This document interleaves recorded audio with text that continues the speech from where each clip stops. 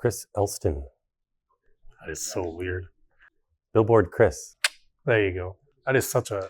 I don't think I've ever heard your full name before. Yeah, it's out there. It doesn't flow. Billboard Chris is easier. That's how people know you, that's for sure. Yeah. Why do you do it? I am raising awareness about the greatest child abuse scandal in the history of modern medicine.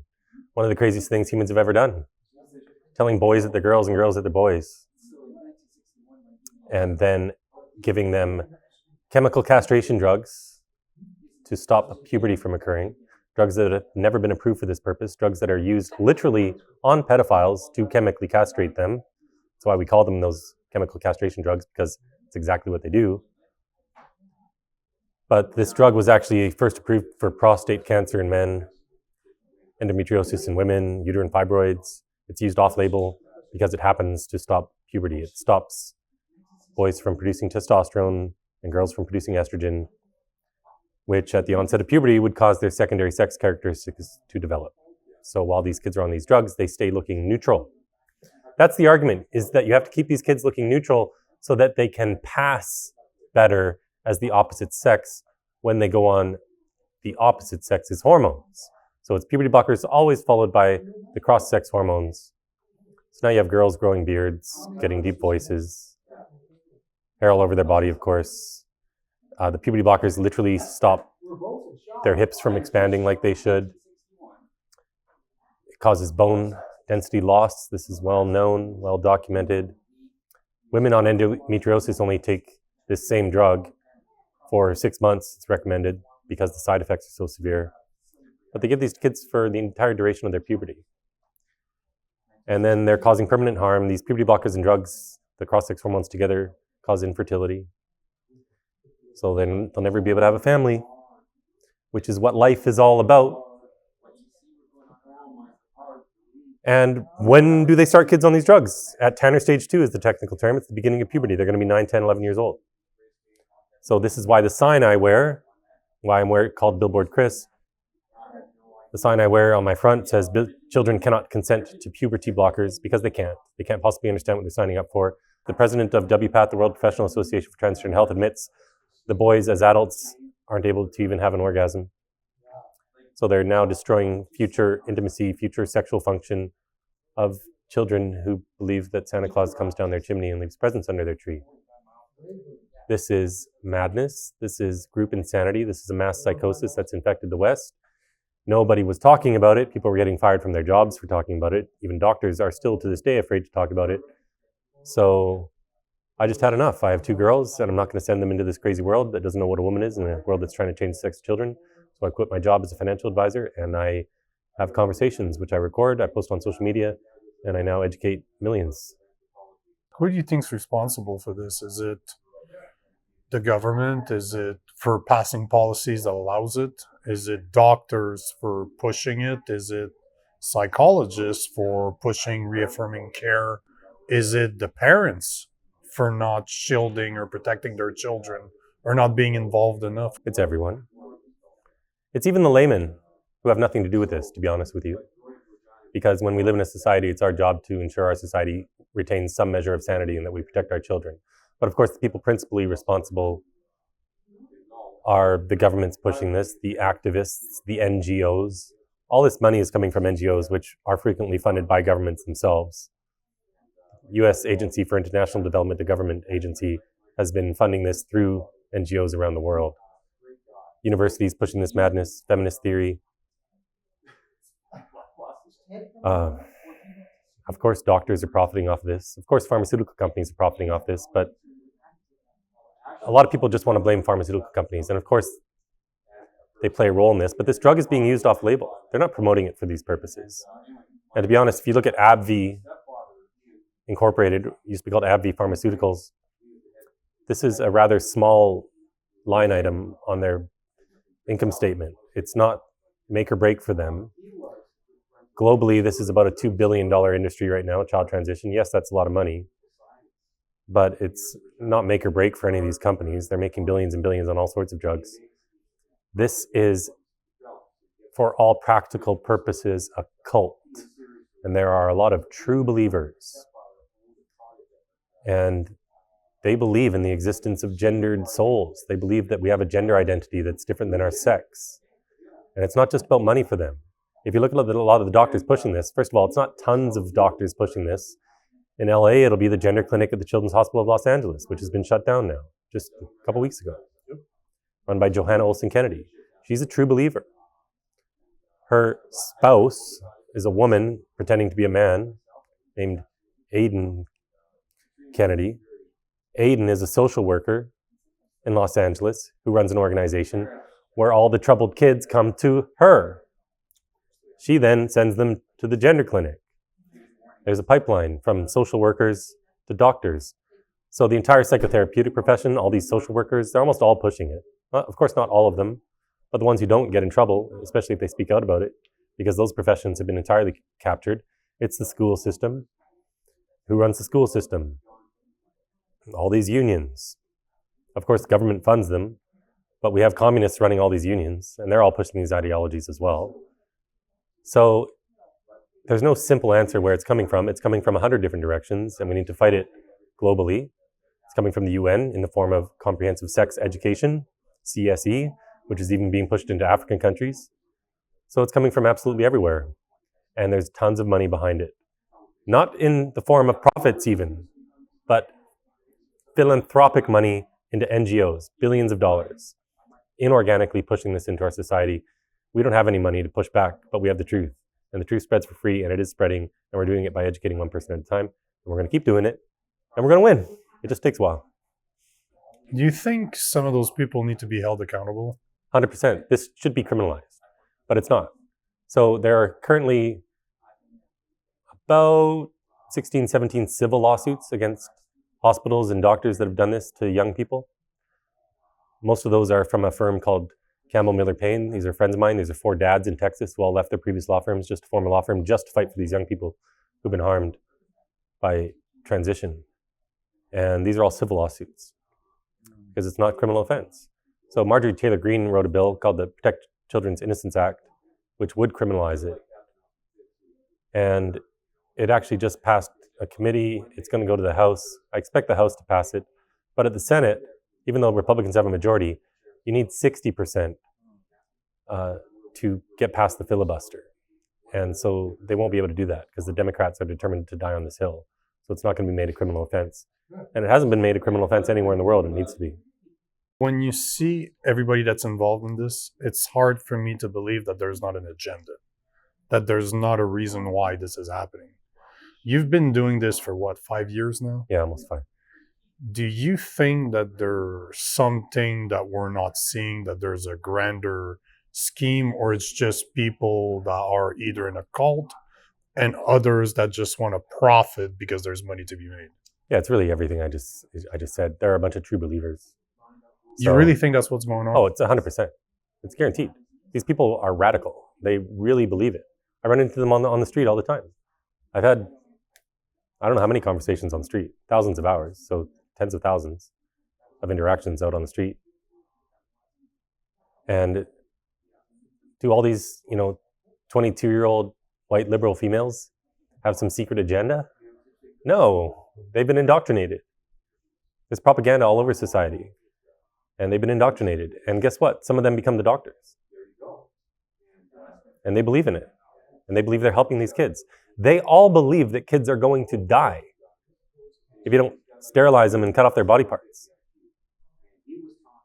They also simultaneously don't believe that stuff's happening. But then when you show them it's happening with irrefutable proof, they say, well, actually, that's a good thing. But this is indoctrination. This is, for all practical purposes, a religion. It's the cult of gender.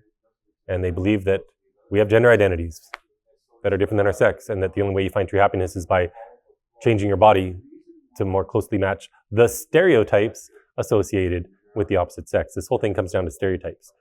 And it's pushed by the same people who say stereotypes are bad. What would you like to see happening? Like, if it was up to you, if you had the little wand, what would you like to see? I have a wand. It's the wand of conversations.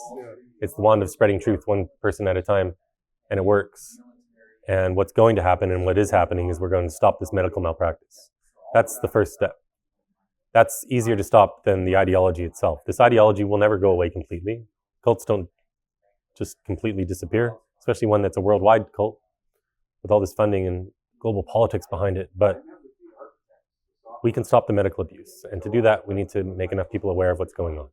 So 3 years ago, I was meeting with members of Congress in the US. None of them wanted to talk about this. They only wanted to talk about the sports issue. Easier to explain. Leah Thomas is lapping women in the pool. 90% of the population, well, first of all, 100% of the population knows this is wrong. Yes. Some pretend not to. But it's a 90-10 issue. And so that's safe and it's easy for politicians to talk about. The child transition issue was more complicated. There's more to it. And quite frankly, a lot of people don't believe it's all happening. But we can prove it is. We have the proof not from people like me, but from the so-called trans health professionals themselves, where they admit to all of this. We have WPATH files, leaked documents, leaked videos from all these professionals. We have their own videos that they produce at Boston Children's Hospital, for example, where they say things like, children know seemingly from the womb they're transgender. And it's things like a little girl who tries to pee standing up, a boy who tries to pee sitting down, trying on a sibling's clothing, or playing with the opposite gender toys. These are all signs your child is transgender and can be treated. That's basically verbatim. So toys now determine your gender. I'm almost 50 years old. I grew up in a time where girls were allowed to play with G.I. Joes without being called a boy. But that's how insane this whole thing is. When enough people learn about the medical abuse, we're going to stop it, and we are stopping it. It's already been stopped in 27 states. Trump wrote an executive order banning all federal funding for any hospital doing this. So even in crazy California, Children's Hospital of Los Angeles just shut it down because they need that federal funding. Medicaid isn't going to cover it anymore. It is still being done, though, in all the Democrat states. There's private funding and private clinics and all that sort of stuff. People are even getting hormones through the mail. Planned Parenthood is their big moneymaker now is cross-sex hormones for all these girls who want testosterone. And they'll go in there and in one 20-minute appointment, they'll walk out with testosterone. And I don't care if they're 18 years old. That ain't right. That's not medicine. First, do no harm is the Hippocratic Oath. They know nothing about these individuals. I have done one podcast with you. We've had lunch. We've hung out a little bit. I know you 100 times better than they know these young women who come into their clinic.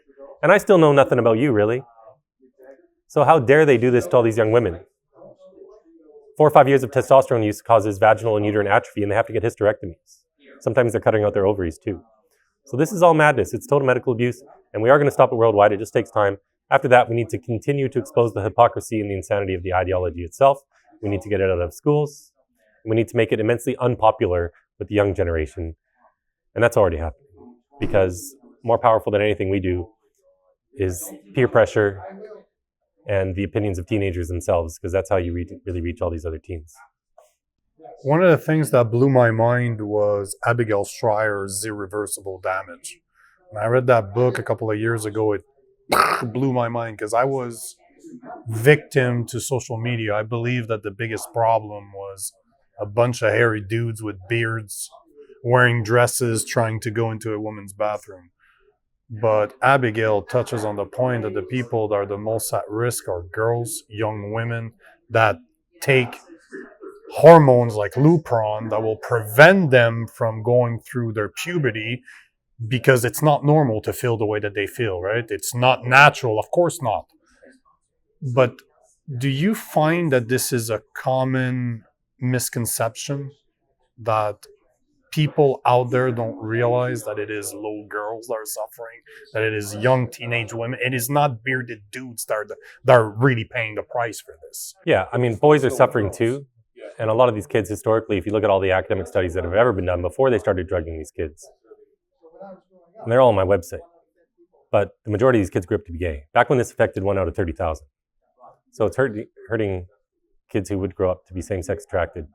But this has gone far beyond that today. It's autistic kids. It's kids with, on average, 5 or more coexisting mental health comorbidities. Anxiety, depression, autism, eating disorders, cutting, mothers with borderline personality disorder, the kids themselves with BPD. Sexual abuse is prevalent in very likely the majority of cases, in addition to these other problems.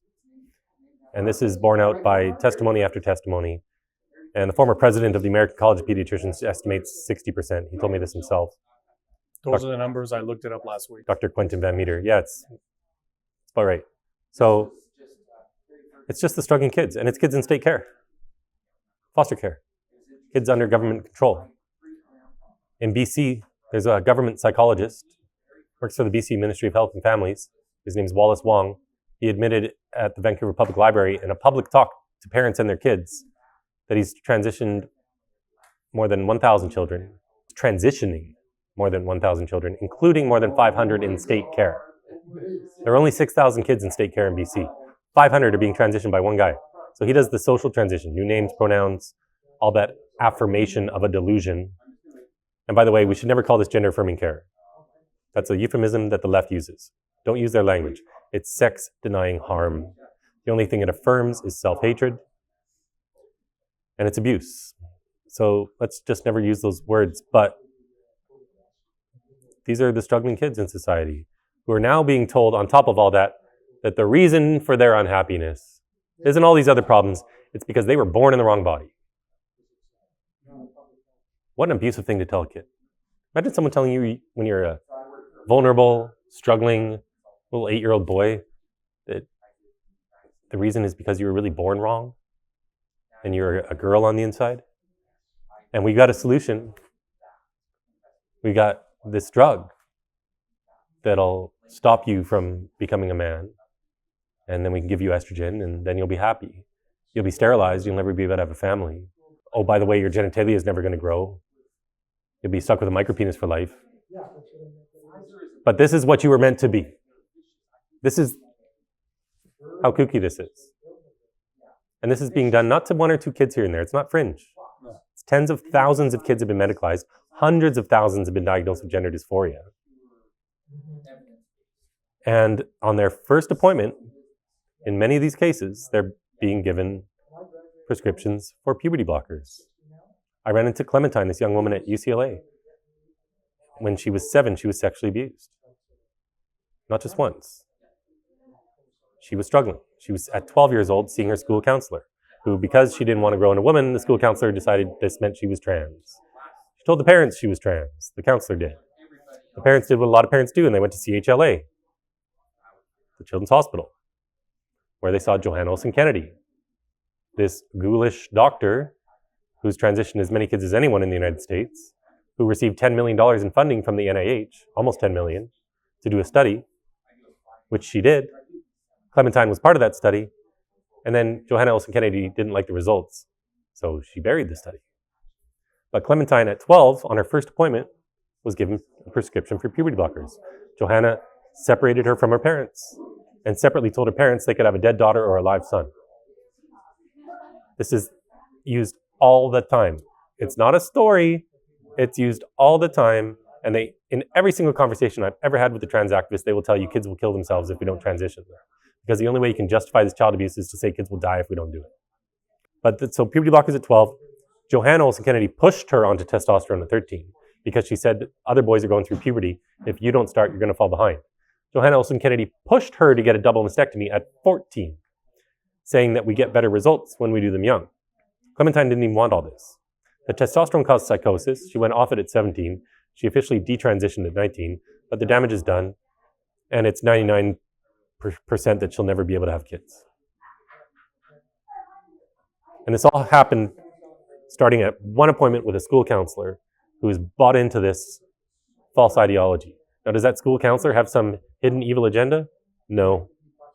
She's indoctrinated. She thinks she's helping. And so it's this suicidal compassion, this toxic empathy, pushed by the left, where they use all these nice terms like diversity and love and inclusion to sell it. When in reality, it's, I don't like using this word, but it's mutilation, sterilization, permanent, irreversible harm of little kids.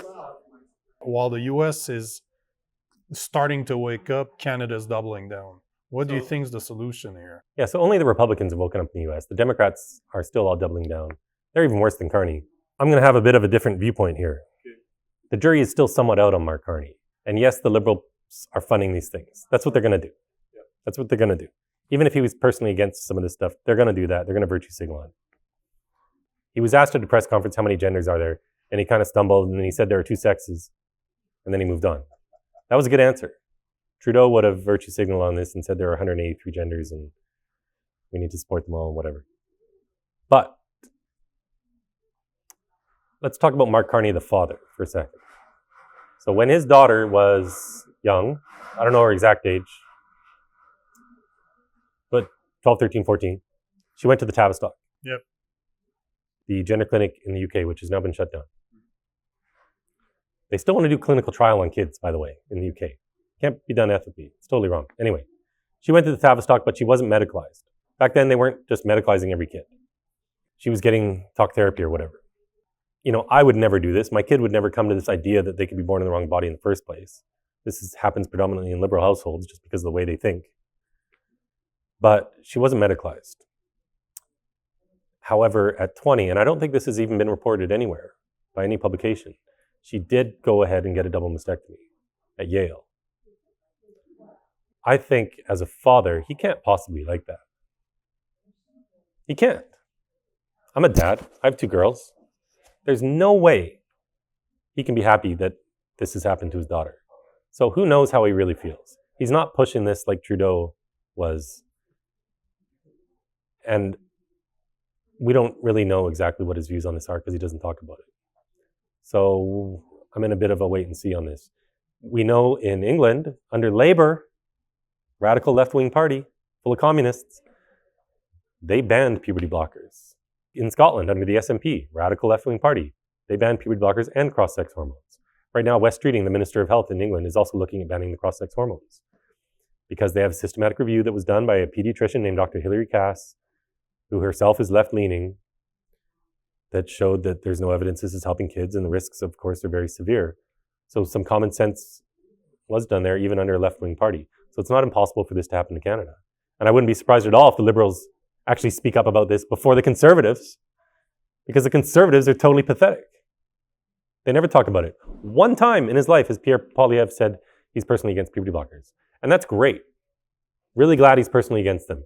I'm really glad that in one press conference, when he was pinned into a corner, when he was being asked about Danielle Smith's ban for under 16s in Alberta, I'm really glad that after 4 questions were asked, he finally reluctantly offered up that he's against puberty blockers. Good job, Pierre. Nothing since. At the Conservative Convention last year, it was a policy resolution by the grassroots members of the party to get men out of women's sports and to stop child transition. Pierre Poilievre said he is not obliged to take up any of the policy resolutions from the grassroots, and he did not.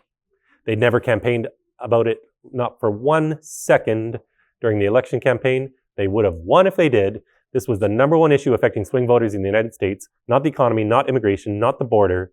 For swing voters, the number 1 issue was gender ideology. Yet up here, they won't talk about it. I went to his last campaign stop in Ottawa. Every single person there, and I didn't have my signs on, but I couldn't walk 5 feet without being stopped and being thanked by his own voters for the work I'm doing.